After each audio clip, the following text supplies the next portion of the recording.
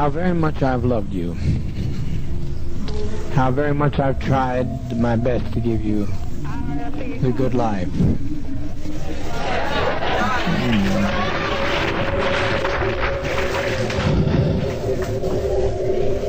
But in spite of all of that I've tried, a handful of our people, with their lies, have made our life impossible. There's no way to detach ourselves from what's happened today. Not only we're in a compound situation, not only are there those who have left and committed the betrayal of the century. Some have stolen children from others, and they're in pursuit right now to kill them because they stole their children.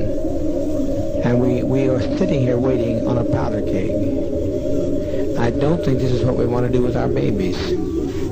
I don't think that's what we had in mind to do with our babies. It was said by the greatest of prophets from time immemorial, no man takes my life from me, I lay my life down. So to sit here and wait for the catastrophe that's going to happen on that airplane, it's going to be a catastrophe. Almost happened here. Almost happened. The congressman was nearly killed here. But you can't steal people's children. You can't take off with people's children without expecting a violent reaction. And that's not so unfamiliar to us either. Even if we were Judeo-Christian, if we weren't communists, the world, the kingdom suffers violence, and the violence shall take it by force. If we can't live in peace, then let's die in peace.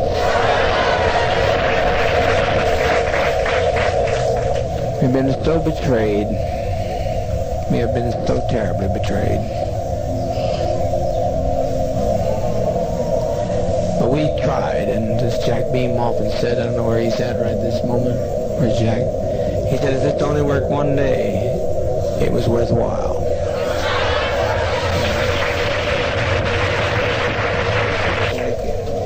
What's going to happen here in a matter of a few minutes is that one of those people on that plane is going to shoot the pilot. I know that. I didn't plan it, but I know it's going to happen. They're going to shoot that pilot, and down comes that plane into the jungle.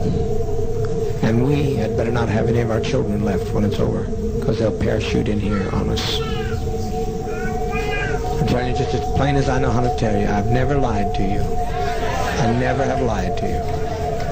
I know that's what's going to happen. That's what he intends to do, and he will do it. He'll do it.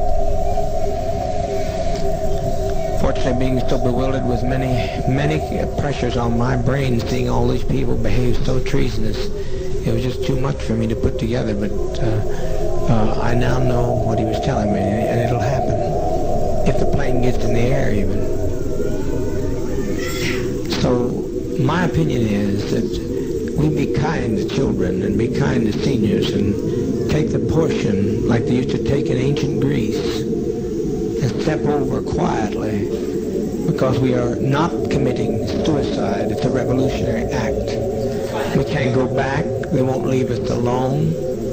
They're now going back to tell more lies, which means more congressmen, and there's no way we can survive.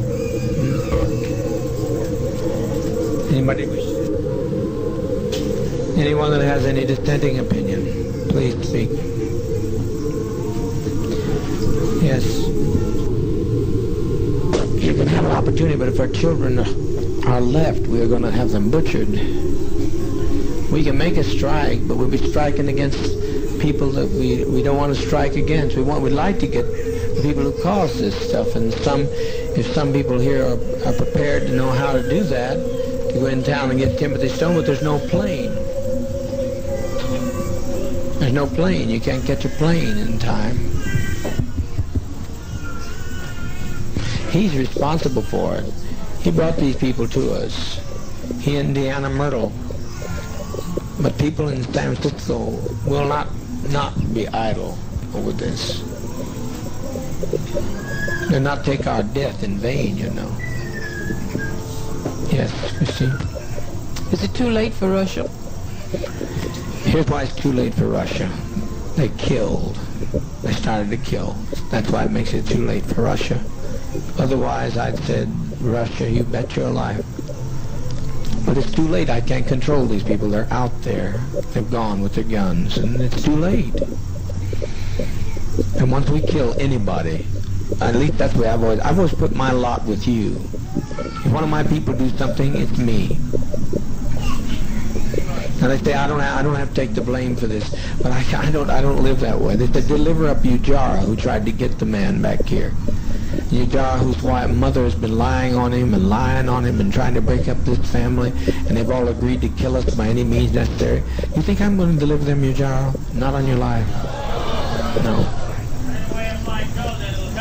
No, you're not going. You're not going. You're not going. I can't live that way. I cannot live that way. I've lived for all, and I'll die for all.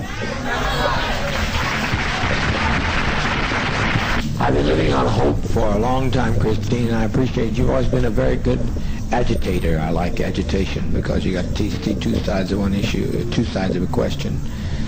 But what those people are going to get done, what they get through, will make our life worse than hell. Will make the Russians not accept us when they get through lying. They told so many lies between there and that truck that we are done in as far as any other alternative.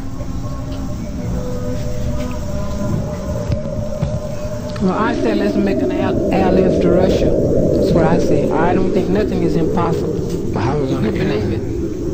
How are you going to airlift to Russia? Well, I thought they said if we got in an emergency, they gave you a code to let them know. No, they did. They gave us the code that they'd let us know of an issue, not us create an issue for them. They said if they saw the country coming down, they'd give us the code. They'd give us the code. You can check on there and see if it's on the code. You can check with Russia to see if they'll take us in immediately, otherwise we die. I don't know what else you say to these people. But to me, death is not a fearful thing. It's living this treachery. I have never seen anything like this before in my life. I've never seen people take the law and do in their own hands and provoke us and try to purposely agitate murder of children. There's no, Christine, it's not worth living like this. It's not worth living like this. I think that there were too few who left for 1,200 people to give them their lives for those people that left. Do you know how many left?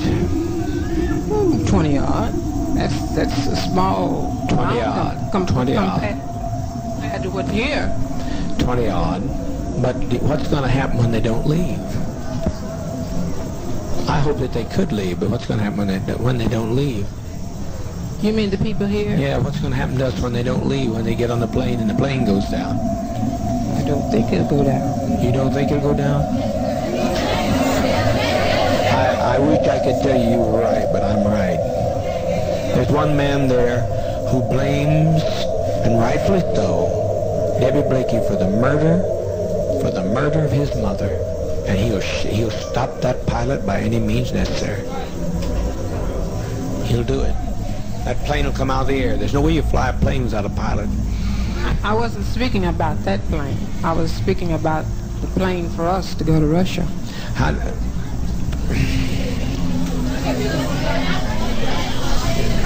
To Russia. You think Russia's going to want? No, not going to. We're not. You think Russia's going to want us with all this stigma?